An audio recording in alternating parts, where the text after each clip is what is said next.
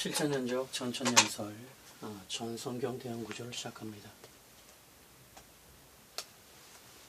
자, 이 내용이 굉장히 중요한데요. 자, 그 시작에 앞서 그 전성경 대응구조는 그 7천년적 전천년설 이 요한계시록 해석에 65권, 나머지 65권의 책이 다 요한계시록 내용이라는 걸 증거한 것이어서 내용이 굉장히 많습니다. 구조도 여러 가지가, 여러 형태가 나타나고요. 그래서 먼저 전성경 대응구조에 바로 들어가기는 내용이 많고, 그래서 개괄로 창세기부터 유다서까지 어떻게 그 요한계시록 내용이냐라는 걸 전체적으로 간략하게 먼저 개괄 정리를 한 다음에 세부적으로 하나씩 들어가겠습니다. 양이 책 자체가 많아서 양이 많아요. 그래 이 대응 구조를 맞추는 것은 결국 요한계시록을 올바로 풀지를 않아서는 이렇게 맞아질 수가 없거든요. 근데 우리 심용으로는 당연히 말이 성경이 진리이고 계시록이 올바로 풀어졌다고 하면은 이러한 현상이 반드시 일어나야 된다는 어떤 심증은 있습니다. 말씀에 그런 구절의 말씀이 특별히 있는 것은 아닙니다만 저희들 심령은 그걸 알고 있어요. 진리라고 하면은 반드시 부분만 맞는 것이 아니라 전체가 다 맞아야 된다는 어떤 그 마음의 그 울림이 있단 말이죠. 그래 이걸 맞춰볼 텐데 이것이 맞는다고 하면은 7천년적 전천년설 계시록 해석이 맞다라는 강력한 증거가 될 것입니다. 이것처럼 더 큰 증거는 없을 거예요. 그래 이것을 먼저 알려면은 7천년 전천년설의 이 내용을, 이 안의 내용을 세세히 알수록 성경 65권이 더 잘 보입니다. 그래서 지금 이 시간에는 먼저 첫 번째로 한 컷 안에 계시록 1장부터 22장을 전체를 한 번 더 설명을 하고요. 빠른 템포로 한 번 더 설명을 하고 그 다음에 이제 본격적으로 65권을 맞춰가겠습니다. 자, 이 지금 그 계시록 내용을 자세히 알아야 돼요. 그것이 매우 중요한 관건입니다. 지금까지 계시록 해석을 너무 자의적으로 해석, 부분적으로 그런 성취밖에 이루지 못했는데 이 시간 한 번 더 전천년설 정리를 하면서 준비를 하죠. 자, 1장은 이제 사도 요한이 준비하는 장이죠. 위치가 여기입니다. 2장하고 3장은 7교회예요. 이것은 이제 예수님 이후 7년 대한날 시작까지 교회사를 7등분을 해서 예언을 한 것입니다. 정확하게 맞았습니다. 7등분이에요. 이것이 중요한 사건마다 하나씩 붙는 게 아니라 아예 그냥 2057을 7등분해서 나옵니다. 앞서 설명을 드렸고요. 4장과 5장은 이제 하늘의 준비입니다. 하늘에 하나님의 보좌가 나오면서 이 7년 대한난을 사탄의 공격에 의한 환란이 아니라 하나님의 계획에 의한, 하나님의 정권에 의한 7년 대한난이라는 것을 먼저 선포하고 들어갑니다. 그래 6장부터 시작이죠. 6장부터 7년 대한난이 시작됩니다. 6장에서 7개의 인 중에서 1, 2, 3, 4, 5, 6 인이 풀립니다. 첫 번째 인이 이제 환란이 시작됐다는 거죠. 이기라는 뜻입니다. 이기. 두 번째 인이 바로 전쟁입니다. 이 전쟁이 3차 대전이라고 그랬죠. 가톨릭과 이슬람의 패권 전쟁 3차 대전이 벌어집니다.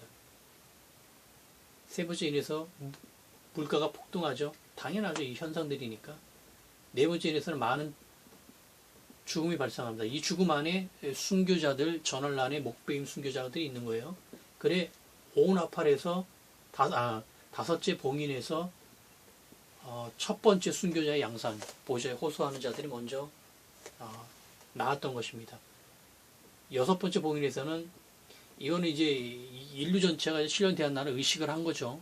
그래서 뭔가 심상치 않은 일이 벌어졌다는 걸 의식하는 내용까지 해서 여섯 계획 인이 6장에서 풀립니다. 7장에서는 14만 4천이 인침을 받습니다. 유대인입니다. 유대인 안에서 그 새신자들이 14만 4천 명이 강권적으로 발상합니다. 유대인 구원이 시작된 것이에요. 그 다음에 7장 안에서 다시 후반은 셀 수 없는 무리가 나옵니다.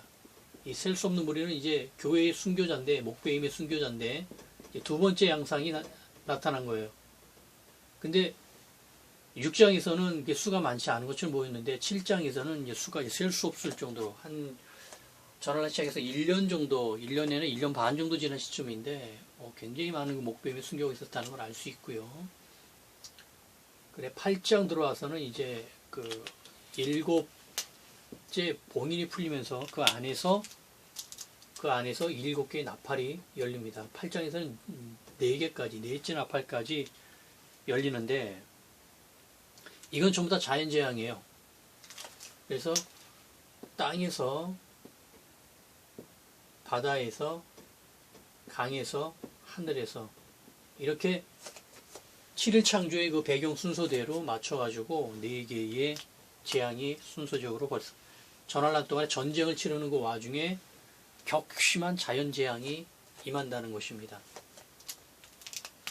9장 들어서 5째 나팔과 6째 나팔이 열립니다. 이것이 굉장히 중요합니다.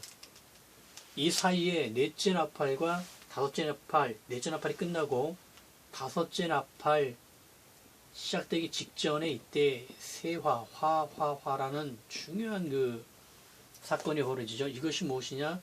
무저갱이 열렸다는 거예요. 즉, 이 앞에까지는 무저갱이 열리질 않았습니다. 7년 환란 전에도 마찬가지, 지금도 마찬가지고요. 무저갱이 열린 상태가 아니에요. 닫혀 있어요, 지금은. 신학적으로 이거 지금 아주 큰 문제인데, 난제인데, 무저갱이 지금 4째 나팔 지나고 5째 나팔 울리기 전에 열린 겁니다. 이때 열려서 이 앞에까지 환란 재앙은 무저갱이 열리지 않는 상태였고, 이후는 열린 거예요. 이 무저갱이 열린 이것은 재림 때 닫힙니다, 때에. 재림 때 사탄이 무저갱 들어가면서 무저갱문이 닫혀요. 그래 지금 후환란 전체가 다 무저갱이 열린 상태에서의 환란이기 때문에 화로 강조를 한 겁니다. 5째 나팔이 첫째 와요. 이것이 내용으로는 전염병입니다.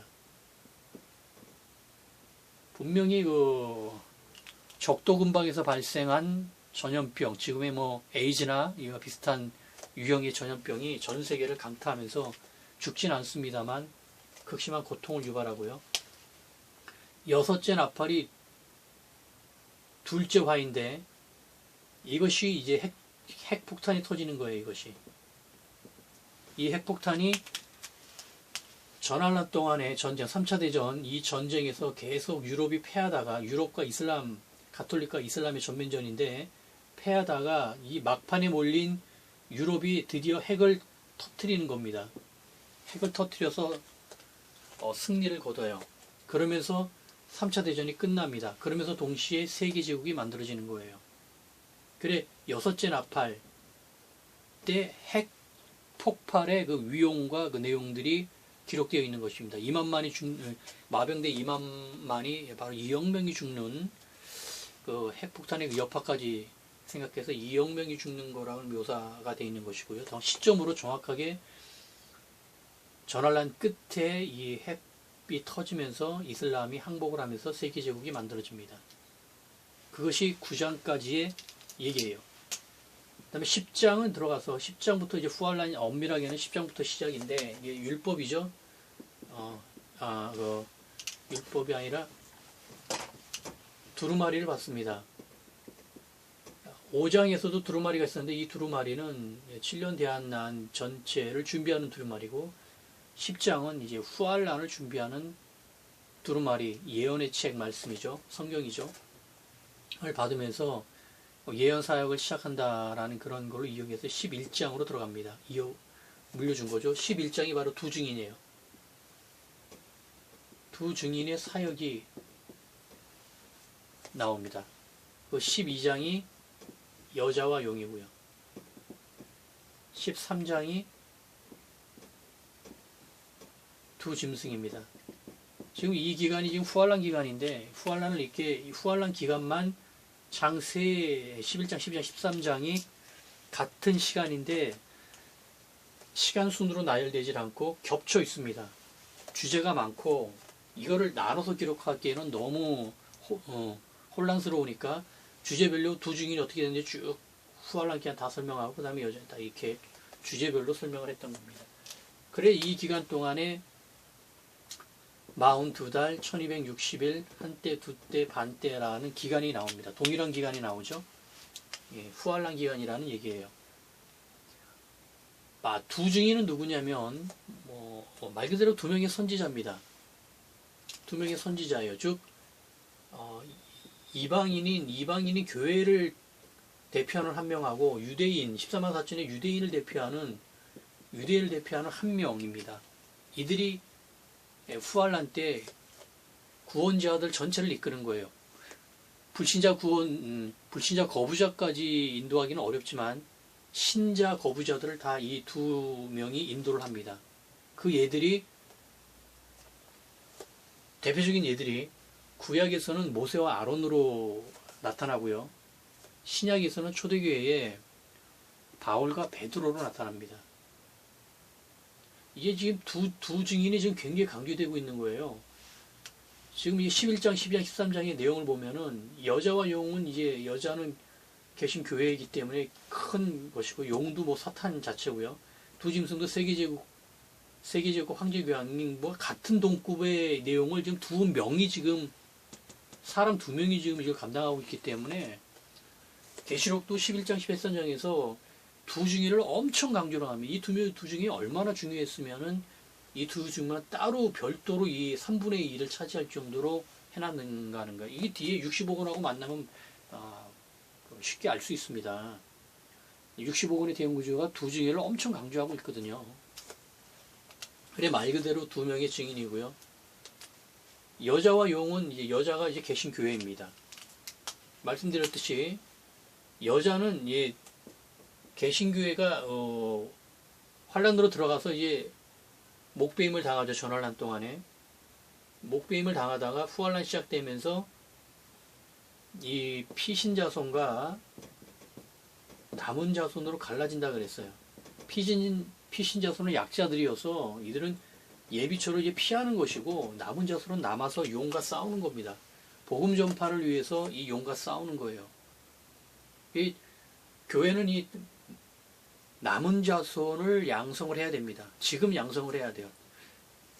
그렇지 않으면은 복음 전파를 할 자가 없는 거예요. 다 지금 예비처로 피할 생각만 하고 있는데 그게 아니라는 겁니다. 분명히 성령님께서 이렇게 역사하실 것입니다. 그렇게 나눠지고 교회의 큰 부르죠. 이 14만 4천도 이 안에 지금 먼저 인침을 받고 있다가 후환란이 시작되면서 남은 자손과 같이 복음을 전하면서 순교할 것입니다. 이들이 14장에서 순교를 하기 때문에 순교 양상이 완료되기 때문에 같이 복음을 전파하면서 순교해 갈 것이고요. 용은 이제 이천에 있다가 드디어 후환란 시작 때 하늘의 전쟁에서 패하면서 미가엘 천사 패하면서 지상으로 떨어집니다. 용이 최초로 떨어지는 거예요, 지금. 그런 일이 발생하고요. 두 짐승은 이제 세계제국과 거기에 수장인 황제교황입니다. 세계제국은 유럽제국이고 헬라제국이 부활한 것이고요. 그래 이들이 무저갱에 있다가 후환란 때 같이 지상으로 첫째 부활을 했죠. 그래 지상에서 지금 두 악의 축이 만났습니다. 그러니 얼마나 악해졌겠어요. 그래서 후환란이 이제 만들어지는 건데 이 세계제국이 8째 제국이면서 마지막 제국이죠. 그래 전 세계를 지배하는 제국이 드디어 만들어진 겁니다. 이러면서 황제교황 수장이 나오고 이 황제교황이 그 두 가지 정책을 시행하는데 그것이 바로 우상을 세우고 666을 시행하는 것입니다. 그래 후한란 전체가 이 황제교황이 세우는 이 우상과 666에 대해서 후한란 전체가 이 승인할 것이냐 거부할 것이냐로 인류가 쫙 구분됩니다. 지금 인류를 신자 불신자로 구분을 하고 있는데 그렇게 구분되는 것이 아니에요. 이 제도로 말미암아서 인류가 승인자냐 거부자냐로 분류가 되면서 불신자 거부자도 물론 생길 뿐더러 여지가 나오면서 놀라운 반전의 역사가 일어나면서 뒤집어 엎어치는 역사예요. 이게 사탄이 지금 이렇게 되면서 수를 써가지고 강수를 딱 드는 순간 하나님께서는 거기에 대받아쳐가지고 강수를 또 드신 겁니다. 인류를 승인자 거부자로 뒤집어 엎어버려요. 그러면서 불신자에게 마지막 구원될 수 있는 구원의 문을 열면서 구원을 완성시키면서 동시에 인류를 6개 종교로 구분하면서 이렇게 구분한 걸 통해서 동시에 천년왕국에서 피지배층을 어떻게 넣을 것이냐를 지금 같이 가고 있는 거예요. 아주 상상을 초월한 정밀도로 지금 이게 맞춰져 있습니다. 지금까지 이걸 못 풀어서 거의 지금 그 헛작업을 많이 하고 있는데 이것이 열리면서 이제 계시록이 얼마나 놀랍고 무서운 책이면서 치밀하게 구성되는지 나머지 성경 맞추면서 더더욱 놀랄 텐데 이제 후한란 양상이 이렇게 이 우상과 666 박해에 대해서 승인할 것이냐 거부할 것이냐 쭉 갈라지면서 거부자들의 그 행방들 승인자들의 행방들이 쫙 윤곽이 나타나면서 행적들이 나타나면서 이제 그 안에서 복음 전파가 어떻게 되느냐 이 싸움이 지금 후한란 전체의 영적 싸움이란 말이죠. 그래 이것이 3년 반 동안을 꽉 채웁니다. 이 치열한 싸움이에요. 이 내용이 이제 65권에서 이 후한란 부분이 제일 많습니다. 아주 뭐 놀라울 정도로 지금 나타나고 있어요. 그래 이 13장이 이렇게 후한란이 두 증인과 여자와 용과 두 짐승의 행적으로 계시록은 이렇게 세 구절로만 정리를 하고 마칩니다. 계시록 부분에서 이 분량이 많지 않거든요. 후한란 분량이 굉장히 중요한데 중요성에 비해서는 분량이 그렇게 많지 않습니다. 대신에 나머지 65권에서 이 부분이 엄청나게 나옵니다. 가장 많이 세세하게 게시된 부분이 바로 이 후한란 부분이에요. 그래 충분히 그 양이 있기 때문에 요한계시록은 간단하게 중요한 부분만 게시를 하고 넘어갔고요. 그래 그 끝에서 이제 14장이 시작되면은 14장 첫 부분이 바로 이 14만 4천의 그 승천 내용입니다. 이미 이들이 14장 초반에 다 승천해 있거든요. 승천했다는 얘기는 순교했다는 얘기예요. 7년 대환란 들어와서 순교자는 그 영이 바로 승천해 버립니다. 그 영이 첫째 부활을 바로 해버려요. 그래 이 시점이 지금 바울이 말한 그 세 번의 부활 시점에서 두 번째가 재림인데 재림 때만 말하는 게 아니라 7년 대환란 7년 전까지 다 포함하는 거예요. 이때가 이 시기가. 그래 이때의 순교자는 바로 승천을 합니다. 근데 14만 4천이 다 승천해 있는 거예요. 다 순교를 했다는 얘기입니다. 남은 자손과 복음 전파를 같이 하다가 순교했을 가능성이 제일 커요. 거의 뭐 그렇습니다. 예. 그렇고 이 다음에 이제 그 다음 내용 14장이 이 추수가 임박했는데 추수에 대한 카운트다운을 역카운트다운으로 4번을 합니다. 바로 이 시점 기간을 42달 1260일 한때도 반때 이 기간이 바로 이 추수의 기간을 알리는 거거든요. 이게 추수의 기간이 있는데 추수는 며칠 언제인지 알기 때문에 그 카운트다운을 할 수 있어요. 재림의 때는 모릅니다만. 그래서 마침내 역예언식에 예언이 지나고 추수가 임합니다. 추수가 가장 중요한 열쇠라 그랬는데 추수가 바로 무엇이냐면 그 신자들을 먼저 정리하는 거예요. 개신교 신자와 가톨릭 신자들을 먼저 죽이는 겁니다. 승인자든 거부자든 거의 다 죽이는 거예요. 말 그대로 추수를 하는 거예요. 왜냐하면 이들을 먼저 죽여놔야 이들을 먼저 음부로 보내놔야 이들이 중에서 알곡 곡식 열천역에서 기름을 준비한 열천역 이들이 재림 때 첫째 부활에서 휴거를 하기 때문에 그래요. 그리고 추수 뒤에 남은 자들이 있는데 이 남은 자들이 뒤이어 휴거를 합니다. 즉 추수로 휴거의 두 대상자를 정확하게 만들어내는 거예요. 그걸 하기 위해서 먼저 앞서 죽이는 것입니다. 어차피 여기서 죽지 않아도 한 50일 전후로 뒤에쯤에 어차피 다 죽어요. 이게 큰 차이가 아닙니다. 억울하게 생각할 것도 없고 무섭게 생각할 것도 없고 어차피 이 모든 걸 다 하나님께서 계시하셨기 때문에 무리의 무서움 그거 상관없이 하나님의 역사는 임할 것입니다. 그 신자들 이렇게 정리하면서 남은 자들이 남아서 이 남은 자들이 최대의 영광이라 그랬어요. 남은 자들은 산채로 계속 복음을 전파하다가 남은 자 손에서도 나오고 피신자 손에서도 나오는데 이들이 계속 복음을 전파하다 산채로 예수님의 재림을 만나기 때문에 남은 자손은 그 최대의 영광입니다. 추수가 그래 가장 중요한 거예요. 추수의 내용을 아는 것이 가장 중요합니다. 지금 이걸 못 풀고 있다 그랬어요. 그래 14장에서 추수가까지 오고요. 15장에서 이제 후알란 경배 666을 거부한 승리자들의 하늘 찬양이 있습니다.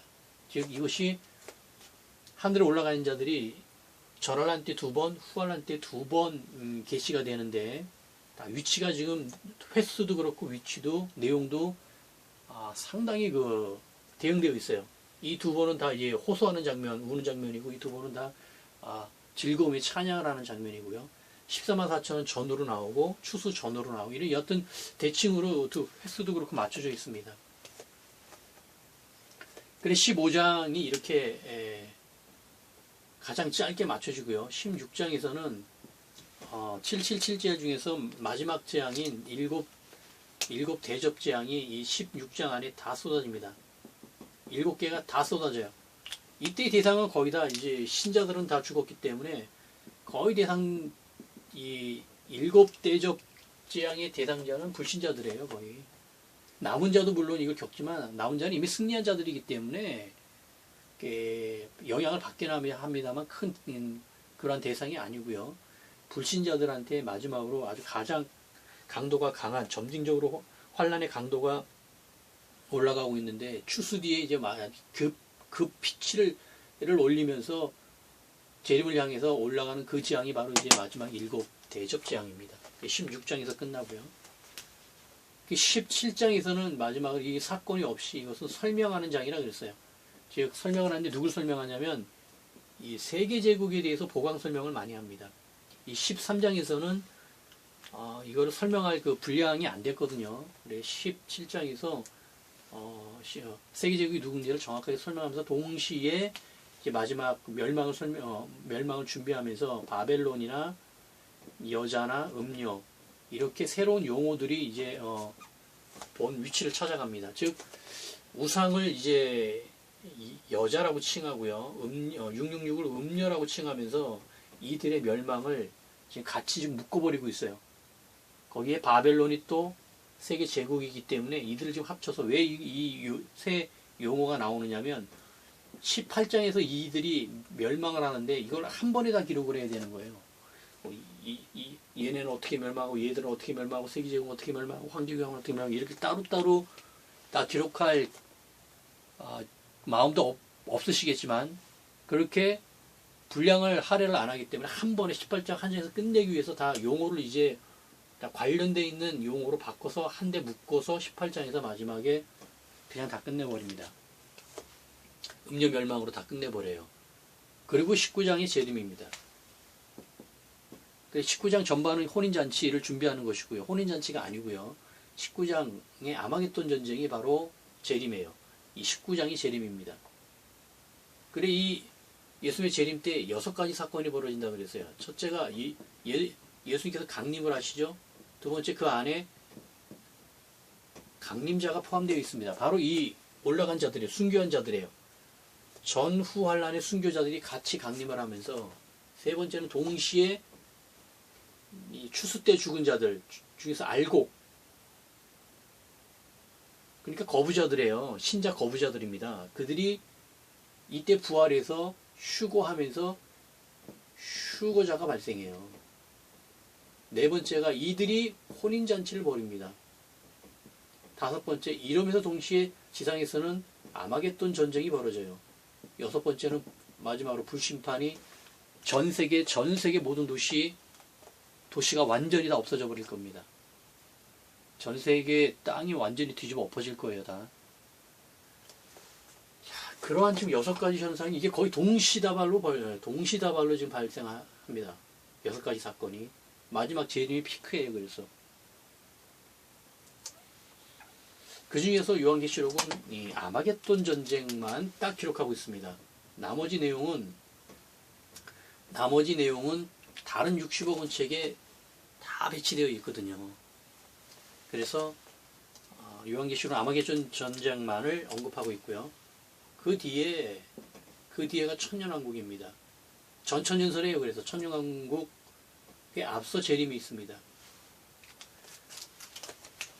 예수 그리스도의 왕국이죠. 천년왕국이 지상에 도래하는데 영의 완전한 천국이 아니라 지상에서 만들어지는 천국이에요. 지상 천국입니다. 그러나 완전한 천국이 아니에요. 지상이 완전히 회복돼서 악이 없어지죠. 사탄이 지옥에 무저갱에 들어갑니다. 사탄이 무저갱에 들어서 지상에 악이 없기 때문에 죽음이 없어요. 대신에 이들 안에 있는 피지배층이라는 그 층이 있어서 이들이 피지배층이 있어요. 왕노릇을 하니까요.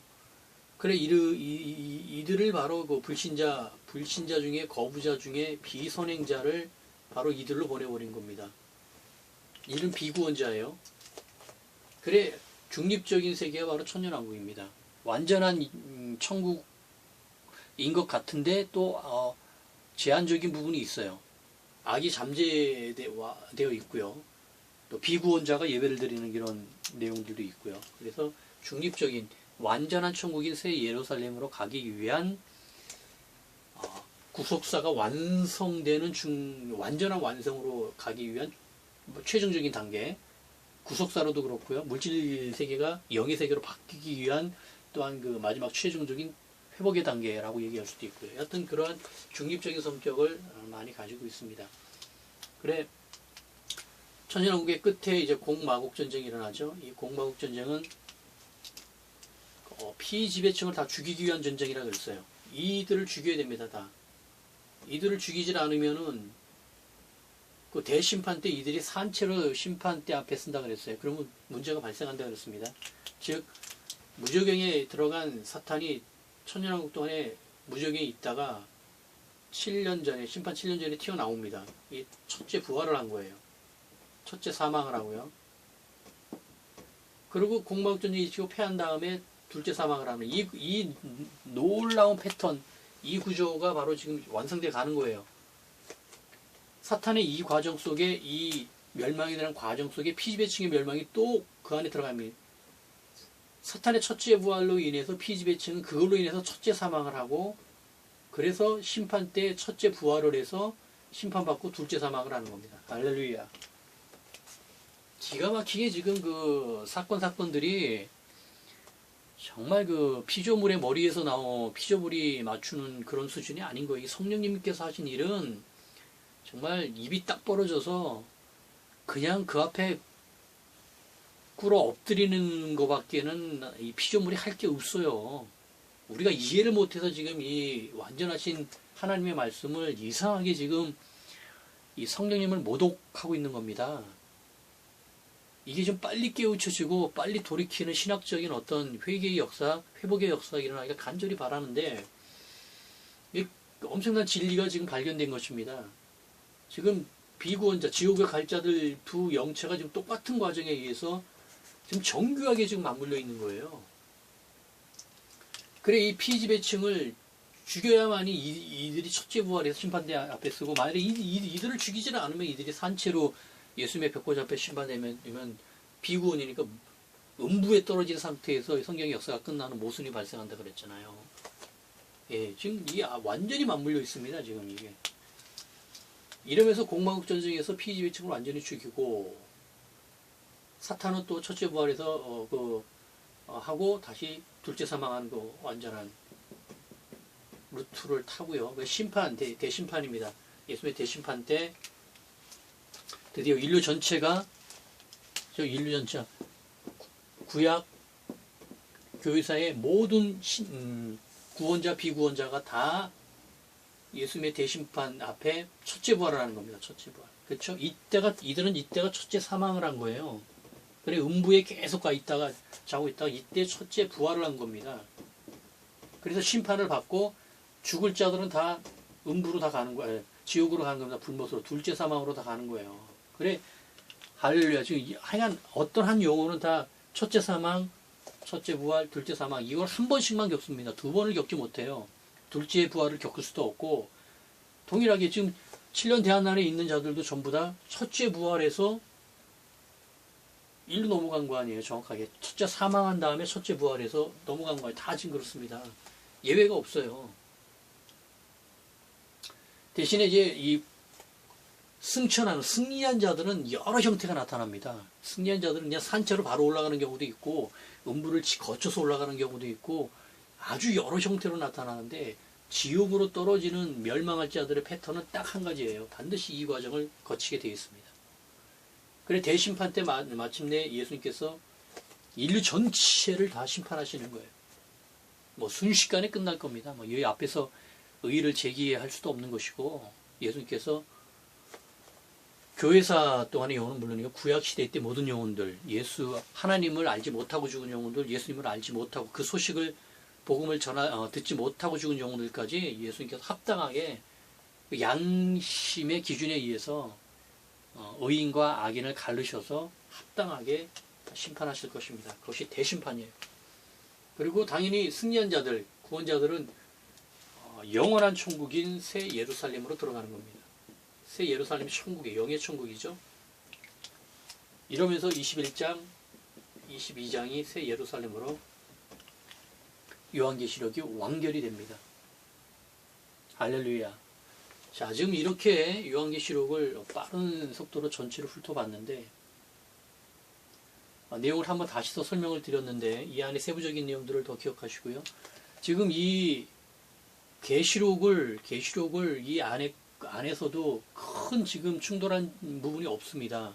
앞뒤로 생각하고 상하로 생각하고 좌우로 생각해도 지금까지는 너무 이상한 부분들을 뭐 추수 재림 갖고 두 증인 앞에 붙이고 뭐 여기 잘라내고 막 별의별 희한한 해석들이 나왔는데 그것들은 조금 묵상하면은 뭐 심령에도 뭔가 불편하고 아름다움이 없죠.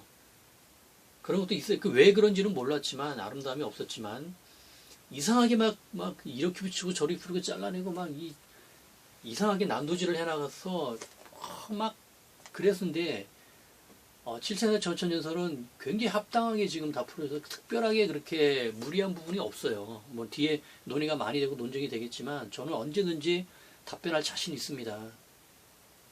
지금 이렇게 요한계시록이 전체적으로 이렇게 쫙 풀어지면서 이게 사실 장배열이 십자가를 만들고 있어요. 이것을 보셨는지 지금 보이시는지 안 보이시는지 모르지만 1장부터 22장까지가 지금 순서대로 쫙 돼 있고 11장, 12장, 13장만 이렇게 돼서 장배열이 십자가를 만들고 있단 말이에요.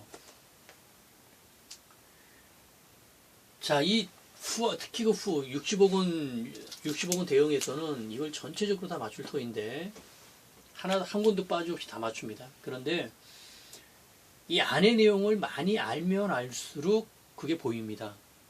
즉 요한계시록을 올바로 제대로 풀어놔야만이 65권이 다 붙어요. 그 얘기를 하는 것이 보입니다. 이걸 잘못 풀어놓으면 안 보여요. 절대 만날 수가 없습니다. 특히 후할란 중요하고요. 추수제림도 중요하고 천년왕국도 중요하고 새 예루살렘 다 중요합니다. 전할란은 좀 비중이 떨어져요. 60권 대응에서 이 무적행이 열린 기간이 굉장히 중요합니다. 이 기간이. 이게 지금 이 시점이 요때 다섯째 나팔 앞에 무적행이 열린 게 이게 그냥 열린 게 그냥 막 집어서 대충 열린 게 아니에요. 이 수루도 물론 뭐 완전하게 맞춰져 있지만 지금 앞서 이제 제가 계시록 9장 그리고 11장 끝에 이게 설명도 다 드린 게 아니거든요. 이 안에 지금 이 구조가 제일 복잡한데 계시록에선 이 위치가 그냥 잡힌 게 아닙니다. 이게 뒤에 이 내용을 알고 나서 굉장히 놀라실 거예요. 무적행이 열린 것도 이게 지금 여기가 지금 강조되고 있는 거예요. 전할란이 의외로 강조되질 않습니다. 60억원 대원에서는 후할란이 뭐 압도적으로 강조되고요. 그리고 천년왕국과 새 예루살렘도 굉장히 강조됩니다. 전환란이 오히려 상당히 강조를 안 해요. 그 이유가 있습니다. 이유가 왜 그러냐면 이것이 7천년하고 다시 또 맞물려 있어요. 이 7천년 역사를 제가 정말 여러분 내용을 보셨는지 모르지만 정말 다시 지금이라도 다시 눈여겨 다시 보셔야 됩니다. 이게 7천년 이 전체 내용이 이 안에 또 그대로 들어가 있어요. 이 창조부터 심판까지가 7천년이지만 그게 아니라 또 이제 7년 대한난부터 심판까지가 또 7천년이 또 붙어요. 아니 성령님의 그 역사는 무시무시하다니까요. 뭐 거시로 땡기던 미시로 좁히던 하여튼 어딜 택하던 다 동일한 구조가 나오는 전지전능의 그 상황이 나온다니까요. 계시록도 마찬가지입니다. 이것도. 그래 무저갱이 열린 기간을 여기다 놓은 이유가 있습니다. 이것이 너무나 치밀한 계획에 의해서 이게 발생한 것이지 그냥 발생한 게 아니에요. 지금 새 화도 지금 제대로 풀지 못하고 있는데 이제 지금 이 후환란이 강조되고 천년왕국도 세련은 무척 강조되면서 사실은 무저갱이 열린 이 때부터 이 새 예루살렘까지 여기까지가 완전히 그 60억 원의 핵심이에요. 핵심. 60억 원 내용이 이 안에 지금 다 들어가 있는 겁니다. 이게 제 설명 듣고 나면 보여요. 그러면 정말 말씀이 이제 막 무르르 막 눈이 녹듯이 막 성경이라는 것이 완전히 바뀌어 보입니다. 뒷배경을 알게 되면은 뒷배경을 정확히 알게 되는 순간 성경이 완전히 다른 책이 될 뿐더러 이거는 정말 손이 떨려가지고 제대로 들고 읽지 못할 정도로 그냥 그 자리에 성경 놓고 그 자리에서 무릎 꿇고 엎드리고 수밖에 없는 거예요. 이건 정말 하나님의 말씀이고 진리의 말씀이라는 것이 성경 한 권 내에서 그냥 낱낱이 다 증거돼 버립니다. 다 쏟아져 내립니다. 다. 지금 그 작업을 하기 위해서 지금 여기까지 왔는데 지금 개관 1로 지금 이 7천년 전체에서 다시 한 번 더 확인하고요. 지금 앞서 1장부터 22장 내용도 동영상 내용도 많아서 그걸 다 보지 못하는 분도 많더라고요. 그래 한 컷 안에 지금 다 넣으려고 이렇게 말씀을 드리고 지금 전체 전환란, 후환란 이 계시록의 전체 65권 대형에서는 이 앞에 부분은 거의 아니고 4, 5장 보자만 이제 몇 권 나오고 이 앞부분은 거의 없습니다. 이 뒷부분을 완전히 맞춰져 있고요.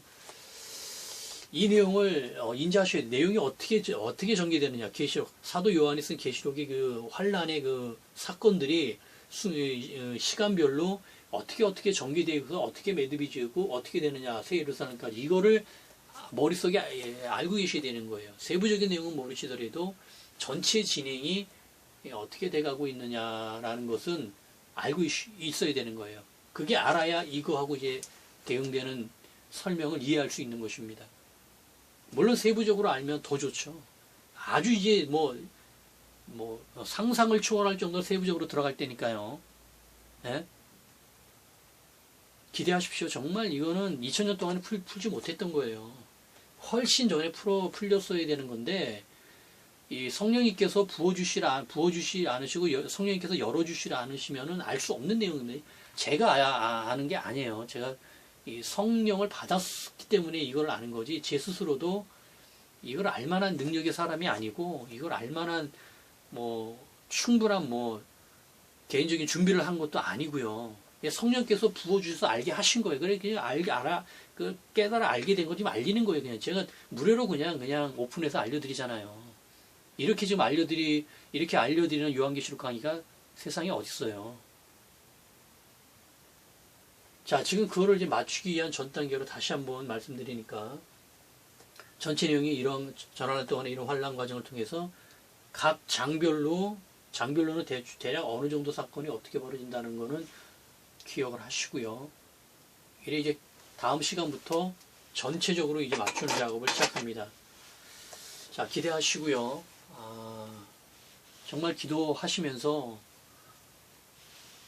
진리의 말씀 앞에 겸손하게 정직하게 지위고하를 막론하고 전지전능하신 하나님의 그 말씀과 그 사랑 앞에, 권능 앞에 정말 그 모든 것을 내려놓고 다시 무릎 꿇는 그런 시간이 돼야 될 줄 믿습니다. 위대하신 하나님 만나리라 저는 확신합니다. 할렐루야.